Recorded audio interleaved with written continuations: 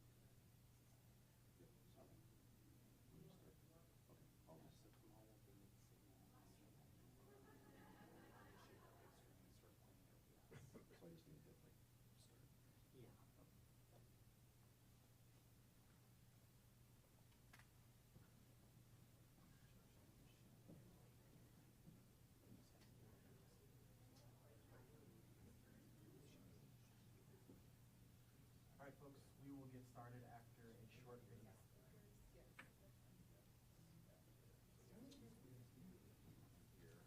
Are we supposed to be going live now?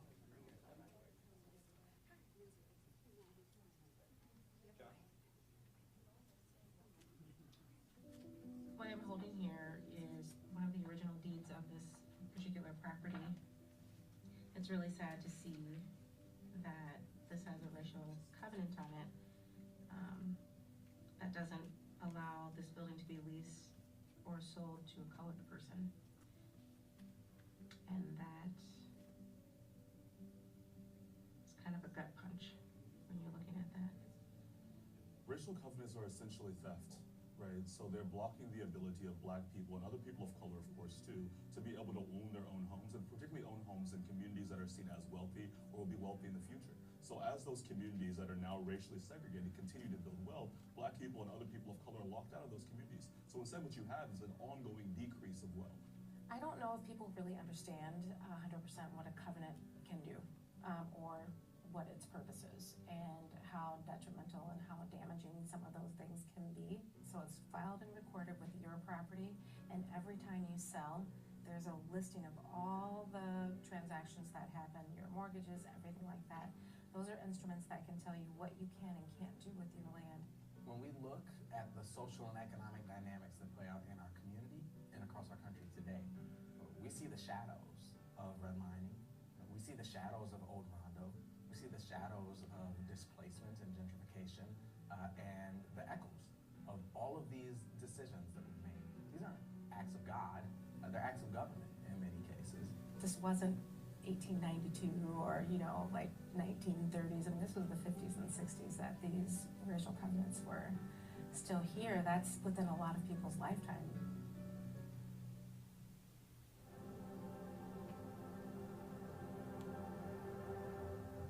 The Just Deeds Coalition is a cross-industry group of partners who are coming together to talk about racism in home ownership and housing in Minnesota. Properties that had racial covenants, on average, are worth, according to the University of Minnesota, 15% more now than properties that were redlined, even if it's the same type of home, the same size. And so that creates an unequal distribution of wealth.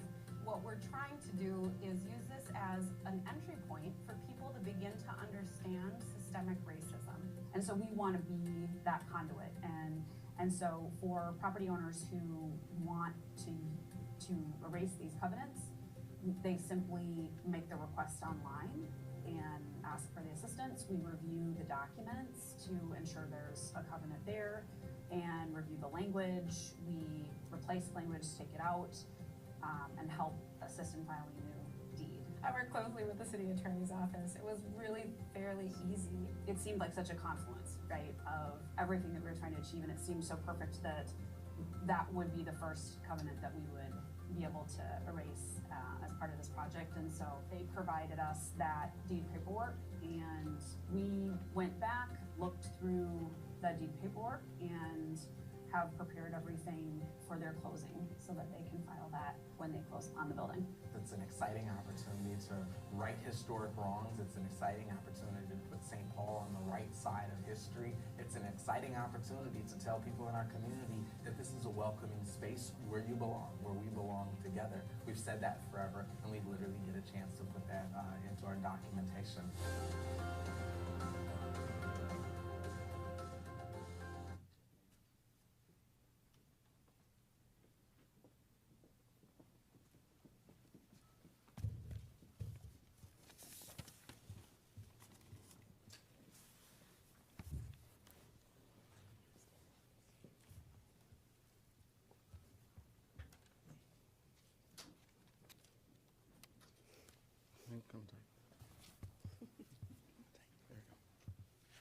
Is that okay, Tim?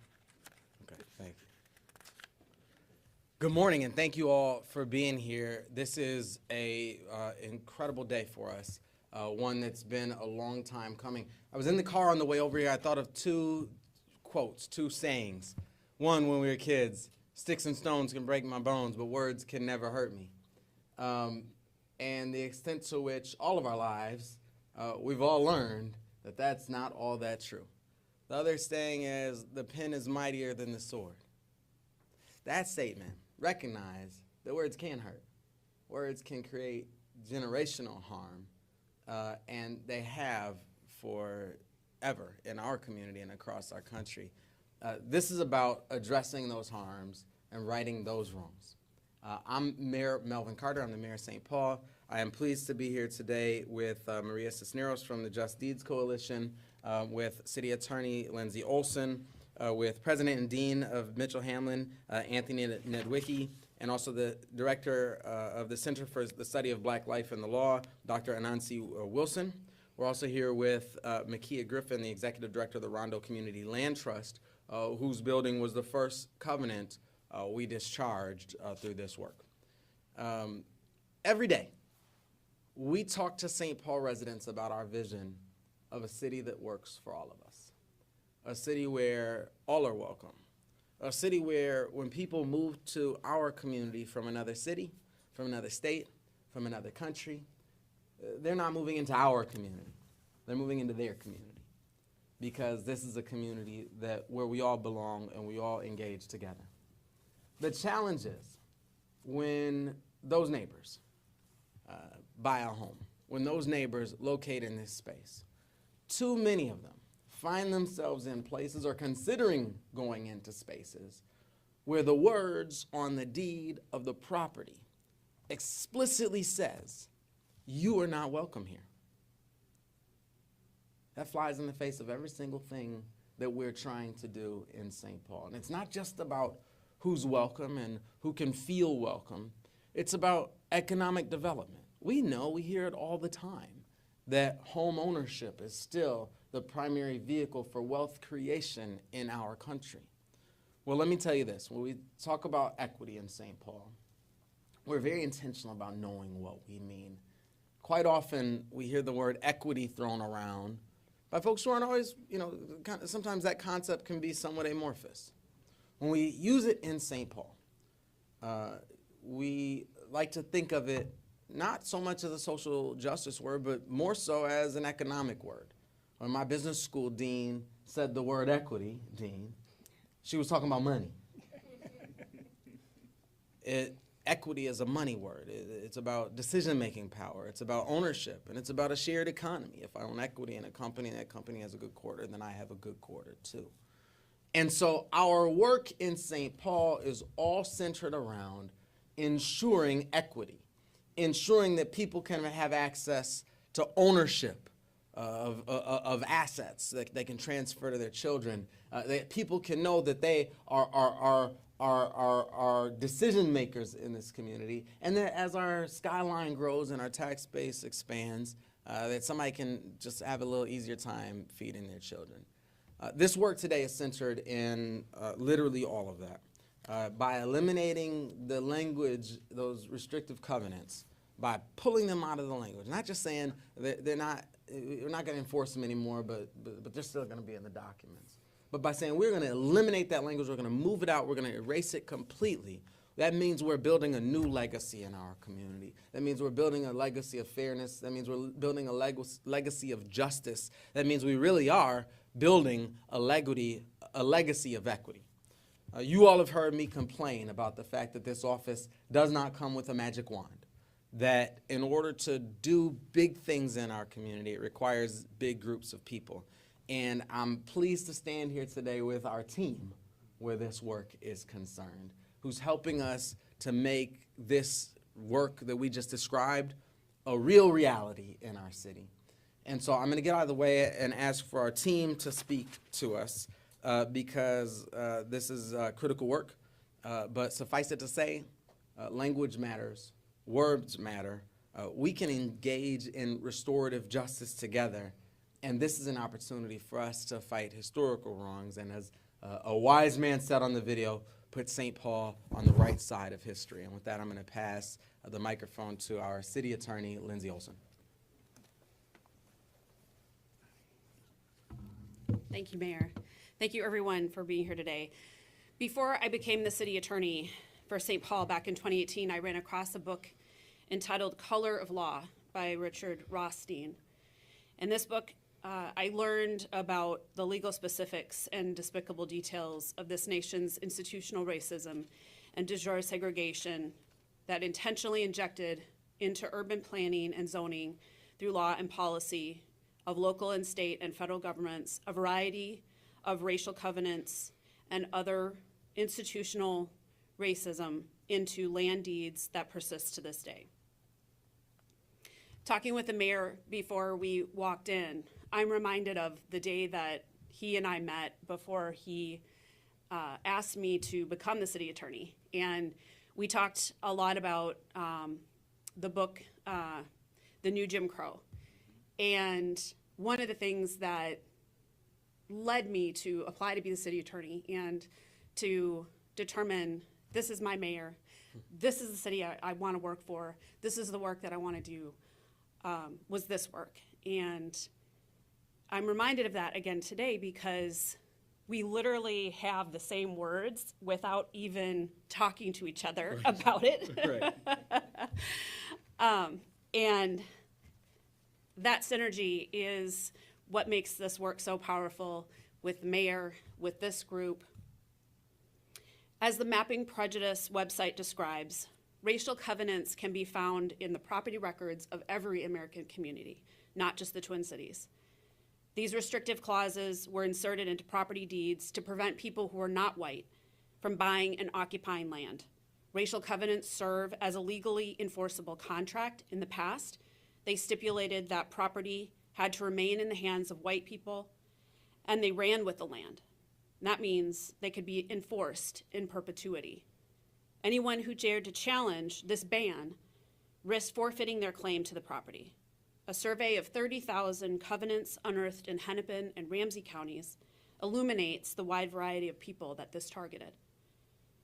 While covenants no longer are legally enforceable, the language still exists in thousands of deeds in our community and in other communities around the country. We see the roots of this damage that these racist laws have created in urban housing issues, urban violence that we face today. Clearing these covenants is not an attempt to erase our history. As author Ibram X. Kendi explains, to know the past is to know the present. To know the present is to know yourself. The work is an opportunity to raise awareness of how our past affects our present and to work together for anti-racism in this present moment. When I first heard of the U of M's Mapping Prejudice efforts to map racial covenants in properties here in Minnesota, I knew the St. Paul City Attorney's Office needed to be part of this effort and assist property owners to clear these covenants consistent with our mission and the city's mission. In 2021, the City Council unanimously approved the City Attorney's Office to lead just deeds for the City of St. Paul. As we officially launch this work here today, my team and I are honored to be a part of leading this effort with these great partners, Just Deeds, Mitchell-Hamline, and Rondo Land Trust, among others. As lawyers, we have the duty to use our special skills, our knowledge, our training to advance equal justice, access to justice, fair housing, inclusion and equity, and a true, welcoming community for all, not just in word, in deed. The pen is, in fact, mightier than the sword. I wrote that right That's here funny. before you even said it. Yeah. So thank you for being here today, and I look forward to the work. I'm pleased to introduce my friend, Makia Griffin, the Executive Director for Rondo Land Trust. Thank you. Wow. So first I want to thank the mayor's office, and I want to thank the St. Paul City Attorney's Office for really digging in and understanding the significance of erasing these harmful words and language and deeds across Ramsey County. I also want to thank all of you who have been part of this work as well. And we're just grateful. When I found out that the building that Rondo Community Land Trust, it's our new world headquarters, that's what I call it, had a racial covenant on it, it really, getting the deed and reading the language, that this particular property could not be leased or owned by a colored person. This building sits on Selby Avenue in the heart of historic Rondo. When I think about the fact that fair housing laws were not enacted until 1968, it is ironic that prior to that, 94 had come through and displaced so many, but that building was a building that our community could not utilize or use at that time. And, you know, that's disheartening, and like I said, a gut punch. There are literally no words that can describe, when you put those two together, what that means when you think about displacement and lack of access. The building actually had been foreclosed on, and Rondo Community Land Trust, though we support all of Ramsey County, we were born out of the Rondo community. What I'm grateful for is the fact that we get to hold this particular building into perpetuity. We will be here forever. And this land and this building will serve the Rondo community forever. And I'm grateful for that. I'm grateful for the fact that we have such a wonderful partnership with the city of St. Paul. And it was fairly easy to actually get the deed discharged from the building.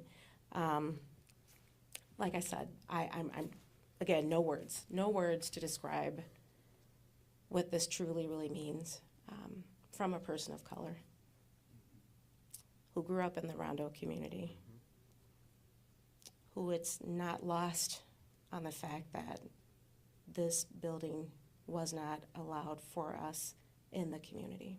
So thank you. We're grateful for the city of St. Paul and the support of discharging this and helping us truly make the city of St. Paul a place where everyone can live, work, and play. Thank you. Oh, and up next is Maria. Yeah, thank you. It's okay. I'm Maria Cisneros. I am one of the co-founders of the Just Deeds Coalition, and I'm so happy to be here representing the coalition. It is a coalition, and I feel lucky to be the one to be able to talk about this. We have a lot of other amazing leadership in the room from the Just Deeds Coalition today. And I'm honored to be able to welcome the city of St. Paul as the 21st city to join the Just Deeds Coalition. And the coalition is a community of stakeholders that are committed to acknowledging and addressing systemic racism in housing by helping property owners discharge racially restrictive covenants and by providing educational opportunities for communities to help acknowledge this racist history and to pursue reconciliation and anti-racist policy solutions. Our member organizations share responsibility for having created this situation. Cities pursued these policies, knew about them, and participated willingly and purposefully in creating racially restrictive covenants and imposing them on land. And so it's very powerful as a city to take this formal step to be able to join the coalition and acknowledge the role that the city played in creating racially restrictive covenants. And so we commend the city of St. Paul for taking that step. Beyond acknowledgement, joining the coalition is also a formal commitment by the city, and it's a commitment to provide educational opportunities for community members in the city of St. Paul, and for staff to also come face to face with this legacy in a very personal way. And while racial covenants are no longer enforceable, they do still have a legacy that exists in the communities today and that we can see in the geography and the built environment of our cities. Sometimes we get the question, why are we putting effort into discharging covenants if they're no longer legally enforceable? And so I just want to address that quickly as somebody who has gone through the process of discharging a covenant on my own home. I've also helped a lot of other people discharge covenants on their homes. And discharging a covenant can be a very powerful act of resistance and repair. It's a tangible first step that any individual can take to place themselves in this history and to reclaim the space as an equitable and welcoming space, and to step into the power that each of us individually has to remedy the legacy of racially restrictive covenants.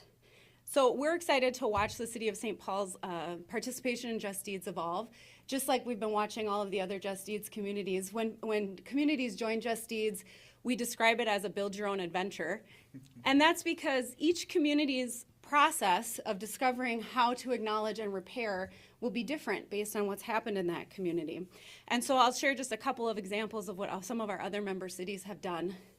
Richfield and Bloomington, their community path has involved making changes to their zoning code to allow more diverse housing options and combat some of the segregation that exists in their communities. Minneapolis, Shoreview, and Edina have hosted learning opportunities for community members. They've educated hundreds of community members in parks, at theaters, and farmers markets.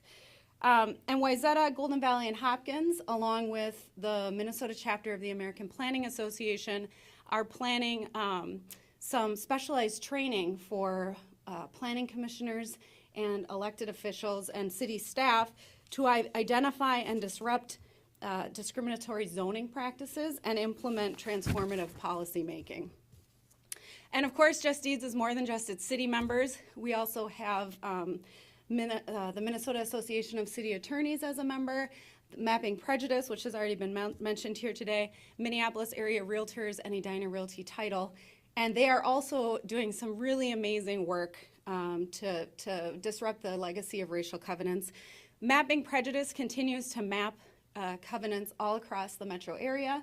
They're also sharing their methodologies nationally and allowing cities across the United States to also tap into this history and understand how they can disrupt the legacy. The City Attorneys Association is engaging city attorneys in special learning opportunities through their Facing Forward series, which is a series of CLEs designed to teach city attorneys about how systemic racism shows up in your work as a city attorney. Our realtor partners, many of whom are here today, are really shining. They have created mentorship programs and scholarship opportunities to increase diverse participation in their profession. They've also developed training opportunities, the Racism in Real Estate CE program that they offered for all realtors in the state of Minnesota. And they've made changes to the Minnesota Purchase Agreement form to disclose the possibility of racial covenants in purchase agreements. And then finally, our Just Deeds leadership team has done hundreds of speaking engagements across the state. We talk to students, we talk to corporations, we talk to housing advocates, teaching professionals and anyone who will listen basically about this history and the personal responsibility that each of us shares to become involved and to support changes to combat the legacy of racial covenants.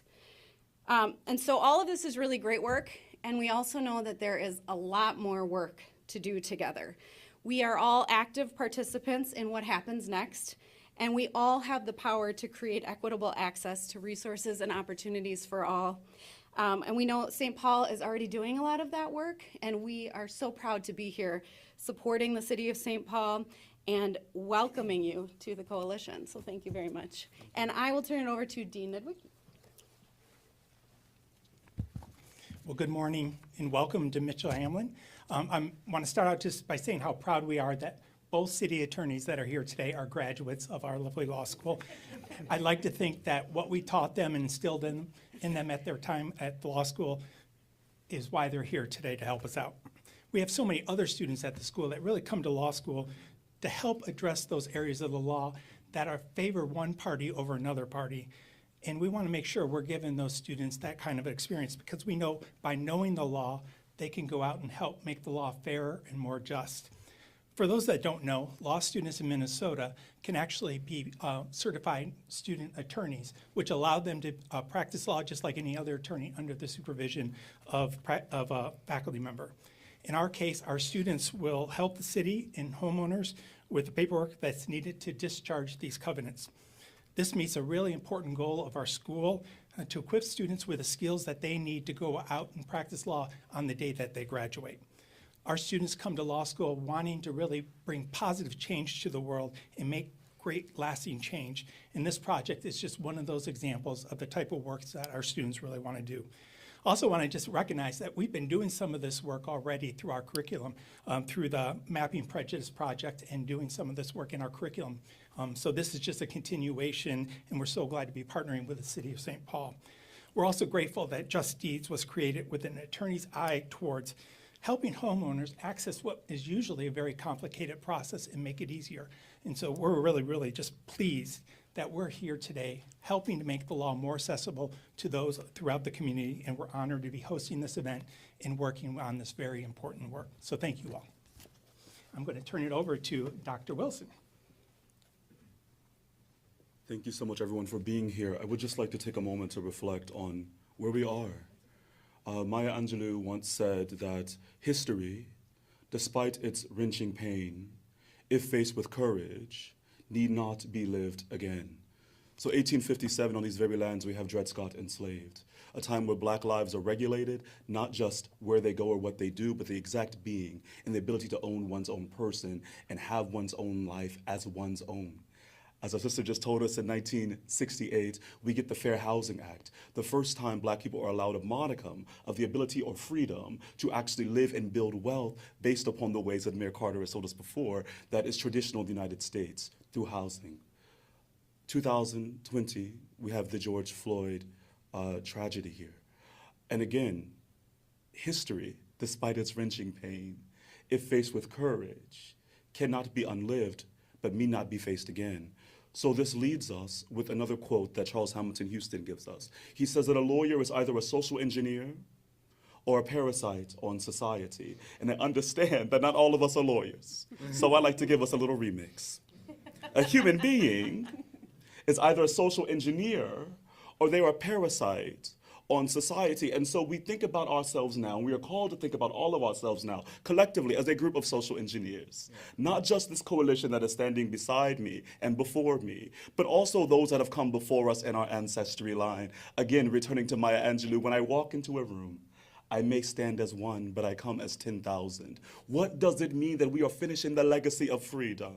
That our collective ancestors from this space have mandated, have paid a blood price for. And so here at Mitchell-Hamline, here at the Center for the Study of Black Life and the Law, we're not only interested in studying the ways in which the law orders and disorders black living and dying, but we're also interested in thinking about the ways in which people across race, gender, class, nationality, and ethnicity come together to create an American dream that has not yet been born.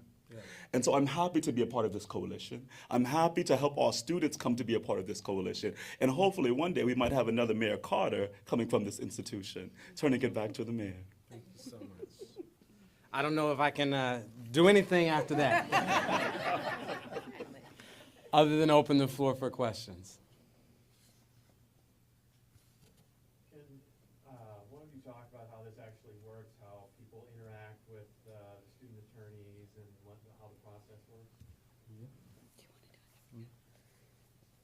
Yes, thanks for that question. I really appreciate that, because one of the things that we want people to take away from this, and I appreciate the press being here because we want people to know about this. We want landowners to go to the internet, to see your article, to say, do I have a covenant on my property? What can I do? And we have websites for the city of St. Paul. Each city in Just Deeds has its own website. Just Deeds has a website. Ramsey County has a website. You can go on that website if you're a property owner. You can click on a link to the mapping prejudice map of covenants, find your property. If you believe that it shows that you may have a covenant on your property, contact us. There's a form online. You just simply fill it out, and it comes in. It'll go to Ramsey County. It'll go to the city of St. Paul. We will review that. We'll pull the documents. We'll contact you. And our team, which will include the students, working with our attorneys and other attorneys here at the school, will work to change the language in that covenant if it exists on the property, and away we go. So that's how it's done. I imagine that someone will ask if this costs anything, or if there's No. fee involved. There's no fee. There's no fee. Yeah, Maria wants to say a few things too. I want to add to the question about fees just to highlight some other support that we have from Hennepin and Ramsey counties. When the legislature passed the law in 2019 to allow the discharge of covenants, there was a recording fee that people would have to pay. And both Hennepin and Ramsey counties, in their partnership with Just Deeds, have waived all of those fees. And their county staff and the recorder's office and the examiner's offices have been very supportive and helpful of this work. And we really appreciate that from the counties. Thanks, Maria. Do either of you have a sense of the scope of numbers of properties we're talking about, whether it be city number or county number? Like how many of these covenants are there? Just round figures. I know there are over 30,000 in both counties, Hennepin and Ramsey. And there are thousands within St. Paul. St. Paul is the largest, of course, in the Ramsey County area, but there are also covenants that exist in the suburban Ramsey County cities as well. Other questions? Have all the properties in St. Paul been mapped? Do you know exactly who has covenants? Yes, that's my understanding from the mapping prejudice folks at the U of M. I don't want to speak for their project, but I do know that they have a very thorough methodology that they've used to map the properties in the entire county, both in Ramsey and in Hennepin. You can. Yeah, so you can go to mappingprejudice.org or justdeeds.org to look at the map. And on that map, you can type in specific property addresses to see if there's a covenant, or you can just kind of scroll around and see they're all mapped, or they're marked on the map. The Mapping Prejudice has gone through all of the records they had from Ramsey County, but they are continuing to map in Ramsey County, and some of our volunteers are finding pockets of covenants that didn't show up the first time. So sometimes if you hear of a place that you know by oral history had covenants, then you can certainly contact Just Deeds and bring that to our attention, and we can do the title research to make sure we haven't missed any. In the words of City Attorney Olson, the pen is mightier than the sword. And we are excited for the opportunity to wield our pens as swords to fight for justice in St. Paul. Thank you all for being here today.